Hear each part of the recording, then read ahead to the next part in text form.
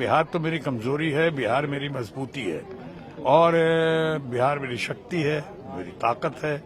तो आपने बिहार के बारे में कहा, या कुछ बातें हुई हैं जो लुभावना लगी, जो अच्छी लगी, बढ़िया लगा, वो अच्छा लगा मुझे कि जाहिर एक साथ साथ ये भी महसूस होता है कि चुनाव की घड़ी है, तो कहीं वही सोच कर तो चुनावी बजट पेश नहीं किया गया और खासकर बिहार को फोरफ्रंट में लेके। लेकिन जहां तक बिहार का सवाल है, जहां कोशी प्रोजेक्ट का हो या मिथिलांचल का सवाल हो या ग्रीनफील्ड एयरपोर्ट का सवाल हो या इतने और इंफ्रास्ट्रक्चर बढ़ाने की बात हो, तो अच्छा लगता है, बहुत अच्छा लगा है। लेकिन क्या इतना ही काफी है? क्या बिहार में उन्होंने पहले कितनी बड़ी बड़ी स्पेशल पैकेज की बात की थी, क्या हुआ उसका?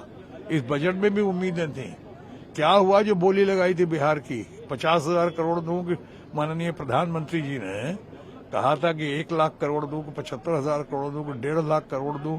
क्या हो गया उसका? उसके बदले उसकी तुलना में, स्पेशल पैकेज इन बातों की तुलना में, ये बजट का ये जो लोक लुभावना बजट बिहार को देख के पेश किया गया है, वो मुझे लॉलीपॉप समान दिखता है उसकी तुलना। बहरहाल जो हुआ, something is better than nothing, हम उसकी सराहना करते हैं बिहार के कॉन्टेक्स्ट में। अब रही बात सैलरीड क्लास को, अच्छा है, जानते सैलरीड क्लास को वोट ये देने का मतलब है कि आप वोटर्स पर नजर रख रहे हैं, इसलिए मैंने कहा चुनावी बजट है। ये तो बहुत पहले से हमारी मांग थी, एक्सपेक्टेशन थी कि सैलरी क्लास को बढ़ना चाहिए। वहां पे वो 5 लाख और 7 लाख और 10 लाख हम लोग तो कह ही रहे थे, 15 लाख कम से कम होना चाहिए, चलो 12 लाख हुआ।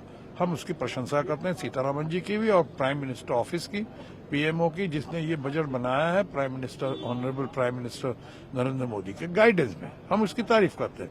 लेकिन बिहार के मामले में आप कहें तो थोड़ा डिटेल्स देना, बहुत जगह नहीं डिटेल्स दिया है, वहां डिटेल्स नहीं दिया गया है। सैलरीड क्लास के मामले में सैलरीड क्लास तो वाकई सबसे ज्यादा सफरिंग या सबसे ज्यादा कंज्यूमर्स या सबसे ज्यादा जो कंट्रीब्यूशन अगर देश के ग्रोथ में आता है तो वह सैलरीड क्लास का आता है, वो मिडिल क्लास का आता है, पुअर क्लास के साथ साथ सबसे ज्यादा चाय भी वही पीते हैं, सबसे ज्यादा तादाद भी उन्हीं के पास है। इन लोगों को मिला के 50% जीएसटी तो वो देते रहे हैं, हमारे 30-40% से ज्यादा पुअर हमें देते रहे हैं।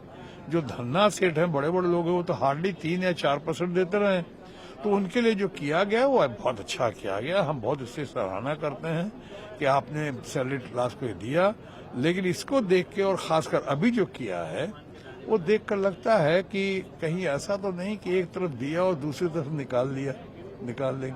सो अभी बहुत सी बातों को स्टडी करने की जरूरत है, हम स्टडी कर रहे हैं। बहरहाल हमारी शुभकामना।